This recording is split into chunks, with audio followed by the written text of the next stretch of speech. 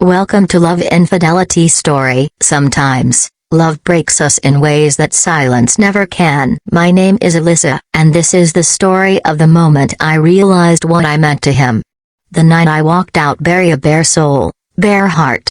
And he couldn't hold back anymore. I was never the kind of woman who cried at movies, or clung to promises, or waited by the door hoping someone would come back. But everyone breaks in their own way, and I guess I broke slowly. When I met Ethan, he was like air in a room I didn't know I was suffocating in. Charismatic, intelligent, disarmingly calm. He never spoke loudly, but everything he said left a mark. He was safe, and safe was what I needed after years of being the one who gave more, waited longer, forgave too easily. For a while, it worked. We moved in together after a year. It was a quiet love, predictable. He made coffee every morning, always 2 sugars for me. I made dinner, even when I was tired. We had routines, we had rhythms, but something changed, and I think it started the night he came home, and I asked him a simple question. Are you happy with me? His response wasn't cruel. It was worse. It was careful. Too careful. Of course,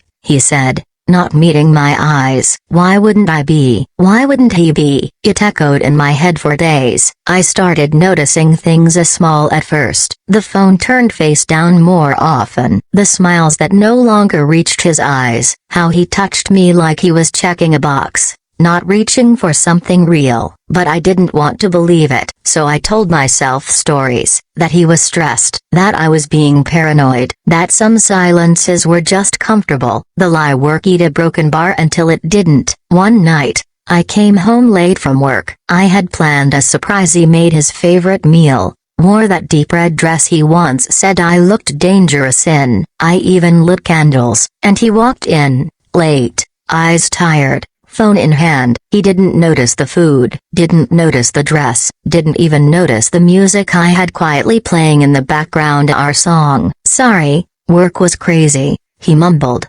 brushing past me to the bathroom. I stood there, still, holding 2 wine glasses, like a scene from a movie where the woman realizes she's just scenery. That night, something cracked. I stood in front of the mirror after he fell asleep, took off the dress slowly, piece by piece, and looked at myself. Really looked. Not the makeup, not the carefully curled hair, just me. And I hated how invisible I felt, how I could scream into the quiet of our apartment and still not be heard. So the next day, I left work early. I went home and sat in the bedroom. I didn't plan anything. I just waited for something to change. Hours passed. He came home, opened the door, and called out, "Liz?" No answer. He walked in and found me sitting at the edge of the bed. No makeup, wearing nothing but a robe. Hair messy, eyes red. I looked at him, just looked. Not pleading, not accusing. "I need to ask you something,"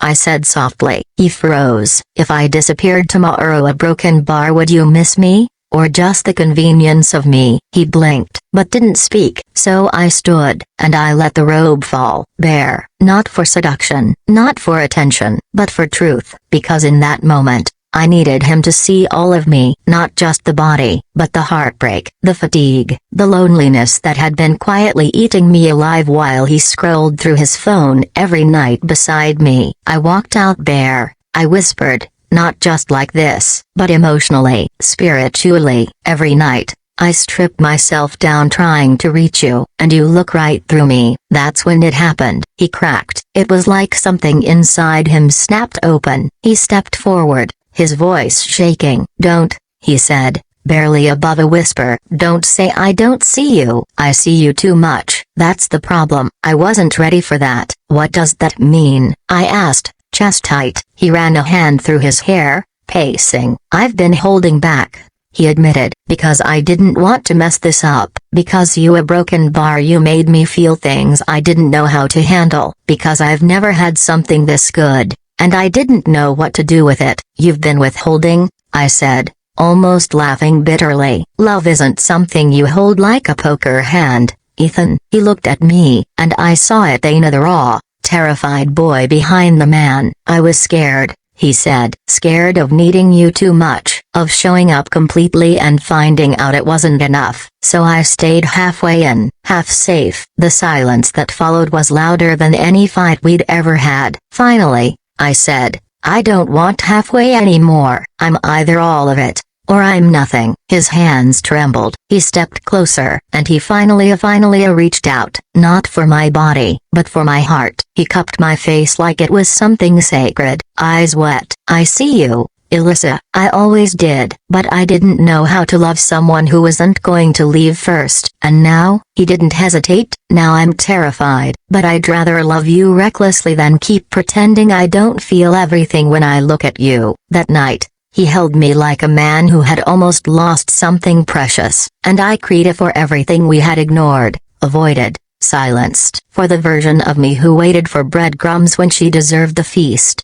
Sometimes, the moment we decide to walk out, bury a broken bar, is the moment we finally see who's been hiding, and whether they're ready to step into the light with USA or let us go. My name is Alyssa, and the night I walked out bare, he couldn't hold back anymore.